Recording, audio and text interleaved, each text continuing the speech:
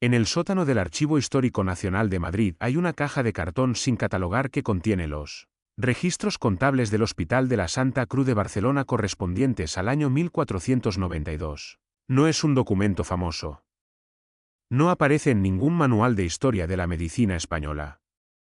Nadie lo ha citado en una tesis doctoral en los últimos 20 años, que es el periodo que abarca la base de datos que consulté para verificarlo. Esa caja contiene algo que, cuando lo vi por primera vez, pensé que era un error de transcripción. El Hospital de la Santa Cruz en 1492 atendía a más pacientes por semana que el Hospital Clínic de Barcelona en 1920. 428 años después, con toda la medicina moderna del siglo XX, un hospital del siglo XV lo superaba en volumen de atención. No en calidad. No en tecnología. En volumen. En número de personas que entraban enfermas y salían vivas. Busqué una explicación obvia. Pensé que los criterios de admisión eran distintos, que contaban de manera diferente, que los registros medievales incluían consultas que los modernos clasificarían de otra forma. Pasé 3 semanas verificando esa posibilidad.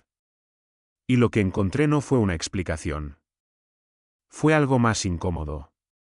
La historia oficial de la medicina española es una de las narrativas más ordenadas y satisfactorias que ha producido la historiografía ibérica.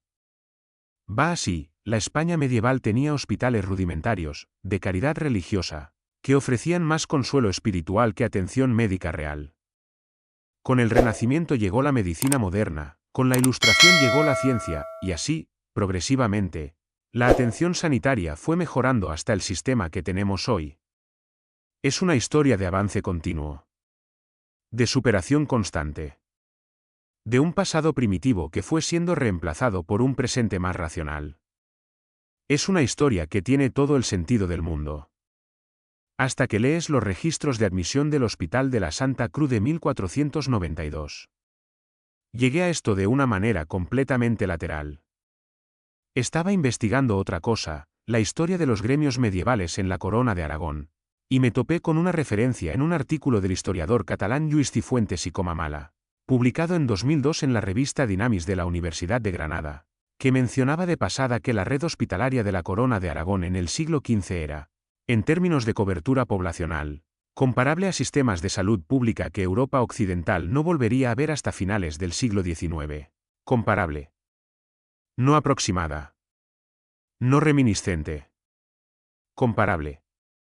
Busqué el artículo completo. Luego busqué los estudios que citaba. Luego busqué los documentos originales que esos estudios citaban. Y en algún momento de ese proceso, que duró varios meses, dejé de estar investigando sobre gremios y empecé a estar investigando sobre algo que nadie había querido llamar por su nombre. España en el siglo XV no tenía un sistema de salud rudimentario. Tenía una red hospitalaria que en términos de cobertura, diversificación de servicios y financiamiento colectivo no tiene equivalente documentado en la Europa de su tiempo, y que desapareció, prácticamente en su totalidad, en un periodo de 40 años. Entre 1530 y 1570. 40 años. Una generación. Lo que existía antes de esos 40 años y lo que existió después son dos realidades tan distintas que resulta difícil creer que se trate del mismo país. Y la explicación de por qué ocurrió ese colapso, la explicación real, la que emerge de los documentos y no de los manuales, no tiene nada que ver con la medicina. Tiene que ver con quien controlaba los bienes raíces de la península ibérica en la primera mitad del siglo XVI. Hay un documento en el archivo de la Corona de Aragón que lo dice con una claridad que me costó encontrar otra interpretación. Lo firmó Carlos I en 1523. Y lo que establece en su segundo párrafo es una de las decisiones administrativas más devastadoras de la historia sanitaria de Europa, tomada por un hombre que probablemente nunca pisó un hospital en su vida y que la firmó en el mismo año en que estaba organizando la guerra contra Francia. El documento que Carlos I firmó en 1523 se llama Pragmática sobre la incorporación de bienes hospitalarios a la corona. Está en el archivo de la Corona de Aragón, en la sección de Cancillería Real. Registro 3847. No es un documento secreto. Está catalogado. Está digitalizado parcialmente. Lo han citado historiadores del derecho medieval español en contextos muy específicos, siempre como un detalle administrativo menor dentro de narrativas más grandes sobre la consolidación del poder de los Habsburgo en la península. Nadie lo ha leído junto a las estadísticas de mortalidad hospitalaria del siglo XVI. Yo lo hice. Y lo que encontré en esa lectura conjunta es lo que me llevó a pasar las siguientes semanas verificando si había cometido un error metodológico. No lo había cometido. Lo que encontré fue esto. La red hospitalaria española del siglo XV no era, como los manuales sugieren, una colección dispersa de instituciones religiosas que daban sopa y rezaban sobre los enfermos. Era un sistema articulado, con fuentes de financiamiento diversificadas, con especialización funcional entre distintos establecimientos, y con una base territorial que la historiadora estadounidense Catharine Park, de la Universidad de Harvard, describió en su obra Doctors and Medicine in Early Renaissance Florence, publicada en 1985, como la infraestructura sanitaria más densa de Europa Occidental en ese periodo. Park estudiaba Italia, no España. Pero sus conclusiones sobre la densidad hospitalaria mediterránea del siglo XV aplican con igual fuerza a la Corona de Aragón, y en menor medida, a Castilla. Lo que Park encontró fue que los hospitales medievales tardíos no eran instituciones de caridad pasiva. Eran instituciones de gestión activa del conocimiento médico, con médicos asalariados, con farmacéuticos propios, con registros de tratamientos que permitían la acumulación de experiencia clínica a lo largo de generaciones.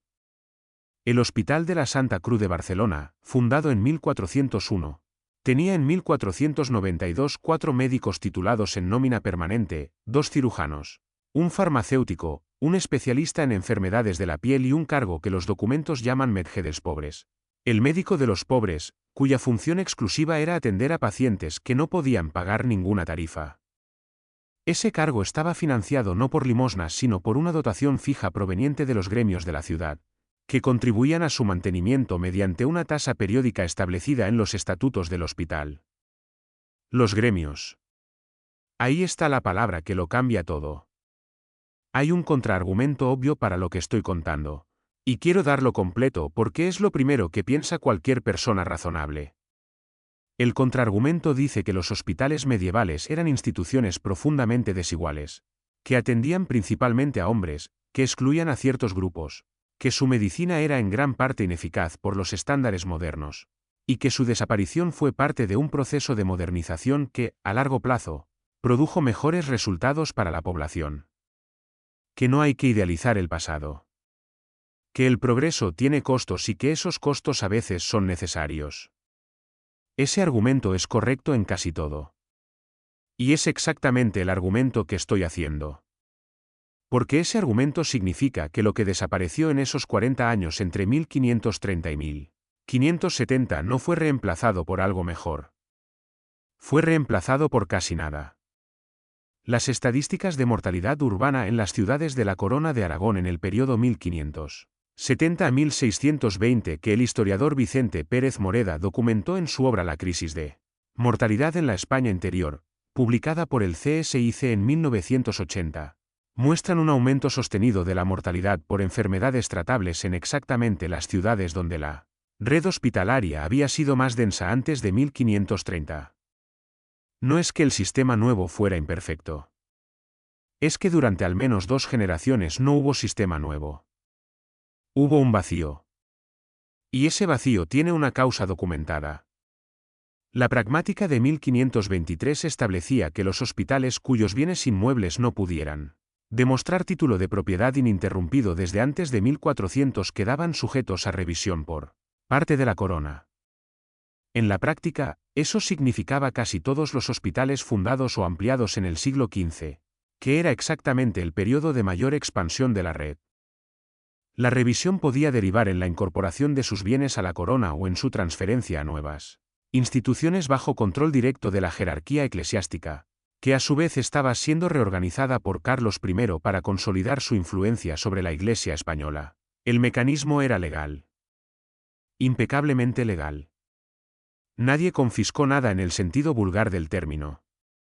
Lo que hizo la pragmática fue crear un marco jurídico dentro del cual los bienes que sostenían la red hospitalaria podían ser absorbidos por instituciones que no tenían ni la infraestructura ni el personal ni el conocimiento acumulado para continuar la función que esos bienes sostenían. Hay una carta que encontré en el Archivo Municipal de Valencia, en el fondo de la Junta de Murs y Vals, fechada el 14 de septiembre de 1541. La escribió un médico llamado Joan Tomàs Porcel. No es un nombre famoso. No aparece en ninguna enciclopedia de la medicina española. Aparece en 3 documentos del Archivo Municipal de Valencia entre 1538 y 1545, siempre en el mismo contexto, y presentando peticiones a las autoridades de la ciudad en nombre del Hospital General de Valencia, que había sido fundado en 1512 mediante la fusión de 6 hospitales menores y que en 1541 estaba en proceso de perder sus principales fuentes de financiamiento a causa de la aplicación de la pragmática de 1523. La carta de Porcel es larga. Tiene 7 folios. Los primeros 5 son argumentos jurídicos, el tipo de lenguaje que uno esperaría de alguien que intenta salvar una institución a través de los tribunales. Pero en el 6º folio, el tono cambia. Porcel escribe que en el Hospital General atienden actualmente a 143 enfermos de fiebres, de los cuales 72 son pobres sin recursos de ningún tipo. Escribe que si el hospital pierde las rentas de las propiedades que están siendo revisadas por la Corona, no podrá sostener más de 40 camas en total. Escribe que sabe perfectamente lo que pasará con los 103 enfermos que no quepan en esas 40 camas. Y entonces escribe una frase que me detuve a releer varias veces. Escribe, estos no morirán de su enfermedad. Morirán de nuestra decisión. Esa frase la escribió en 1541.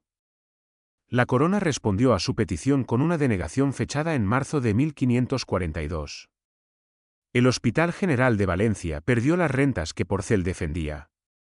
La documentación posterior al año 1545 muestra una caída del 62% en la capacidad de atención del hospital en menos de una década.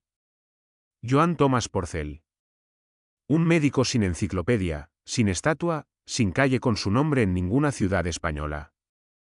Su carta lleva 480 años en el Archivo Municipal de Valencia. Digitalizada desde 2016. Disponible para cualquiera que sepa buscarla. Y el patrón que describe esa carta no ocurrió solo en Valencia. Lo comprobé en los registros de Zaragoza. Lo comprobé en los archivos de Sevilla. Lo comprobé en la documentación del Hospital de la Misericordia de Toledo y en los fondos históricos del Hospital Real de Santiago de Compostela. En todos los casos, la misma secuencia. La revisión de títulos de propiedad. La pérdida de rentas. La reducción de camas. El silencio en los registros donde antes había nombres de médicos, de farmacéuticos, de especialistas que habían pasado décadas acumulando el conocimiento de cómo tratar enfermedades específicas, en poblaciones específicas con los recursos específicos de esa región. El silencio en los registros es su propio tipo de evidencia. Porque lo que desapareció con esos hospitales no era solo infraestructura. Era algo que la infraestructura sostenía y que sin ella no podía existir. Y cuando entendí exactamente qué era eso, entendí por qué su desaparición en 1570 todavía importa en 2024. Lo que desapareció con esa red hospitalaria no tiene un nombre preciso en ningún manual de historia de la medicina. Los historiadores que se han acercado al tema lo llaman conocimiento clínico acumulado, o tradición terapéutica local, o experiencia institucional sedimentada. Todas esas frases son correctas. Ninguna captura exactamente lo que se perdió. Lo que se perdió era esto. Cuando un médico trabaja en el mismo hospital durante 20 años, aprende cosas que no están en ningún libro. Aprende que cierta enfermedad se comporta de manera distinta en verano que en invierno en esa ciudad específica. Aprende que ciertos pacientes que vienen de ciertos barrios tienen cierta predisposición que los que vienen de otros barrios no tienen. Aprende que remedios del herbolario local funcionan para qué condiciones en qué dosis, no porque lo haya leído sino porque lo ha visto cientos de veces y ha ajustado su práctica en consecuencia. Ese conocimiento no existe en ningún texto. Existe en la práctica continuada de una institución que no interrumpe su funcionamiento. Cuando esa institución cierra, ese conocimiento no se transfiere a ningún lado.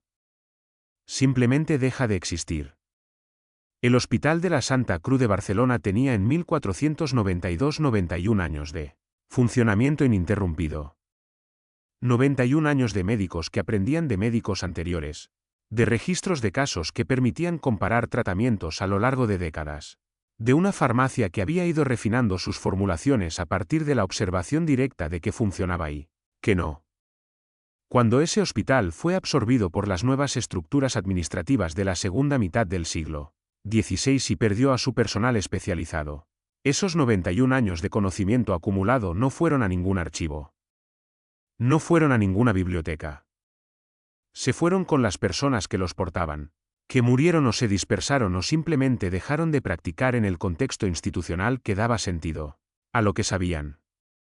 Lo comprobé en los archivos de Zaragoza, donde el Hospital de Nuestra Señora de Gracia había desarrollado entre 1425 y 1530 lo que el historiador Jon Arrizabalaga del CSIC describió en un artículo de 1994 como el protocolo de atención a enfermos mentales más documentado de la Europa medieval. No el más avanzado en términos modernos, pero sí el más sistemático, el que más registros dejó, el que más evidencia generó de que algo parecido a un método estaba siendo aplicado y refinado con el tiempo. Para 1580, ese protocolo había desaparecido de los registros del mismo hospital. No porque hubiera sido reemplazado por algo mejor. Simplemente había desaparecido. Los nuevos administradores del hospital no tenían formación en lo que sus predecesores habían desarrollado y no había mecanismo para transmitírselo. Lo comprobé en Sevilla, donde el Hospital de las Cinco Llagas, fundado en 1500, había establecido para 1540 vínculos formales con las rutas comerciales del Atlántico que le permitían acceder a plantas medicinales del Caribe y del continente americano antes de que ningún texto europeo las hubiera catalogado. Ese conocimiento, acumulado en los primeros 40 años de contacto entre la medicina europea y la farmacopea americana, estaba siendo sistematizado por los médicos del hospital en registros que el historiador José Pardo Tomás del CSIC encontró parcialmente en el Archivo General de Indias en un artículo de 2002. Parcialmente. El resto no apareció. Probablemente no sobrevivió la reorganización institucional de la segunda mitad del siglo XVI. 40 años de conocimiento sobre plantas medicinales americanas, acumulado en el único lugar de Europa que tenía acceso directo a ellas, perdido antes de que nadie pudiera escribirlo en un libro que sobreviviera. Ahora bien, en 2012, el gobierno español aprobó el Real Decreto 16/2012, conocido popularmente como el Decretazo Sanitario, que entre otras medidas excluía a los inmigrantes irregulares del acceso a la atención sanitaria ordinaria. Los medios lo cubrieron como una medida de austeridad, como una respuesta a la crisis económica, como una decisión difícil pero necesaria en un contexto de restricción presupuestaria. El lenguaje era el del siglo XXI, sostenibilidad, eficiencia, racionalización del gasto. Joan Thomas Porcel escribió en 1541 que el hospital no podría atender a más de 40 camas si perdía sus rentas. En 2012, los gestores sanitarios de varias comunidades autónomas calcularon cuántas personas podrían ser excluidas del sistema sin que el impacto fuera políticamente insostenible. Los números eran distintos. La lógica era idéntica: ¿cuánto cuesta mantener a los que no pueden pagar? ¿Y qué pasa si dejamos de contarlos? La diferencia es que en 1541 había un médico llamado Porcel que escribió en el sexto folio de su carta que esas personas no morirían de su enfermedad sino de una decisión. En 2012 no hubo ningún Porcel. O si lo hubo, su carta no llegó al archivo correcto. O llegó y nadie la buscó. Lo que se perdió entre 1530 y 1570 no fue solo una red de edificios con camas.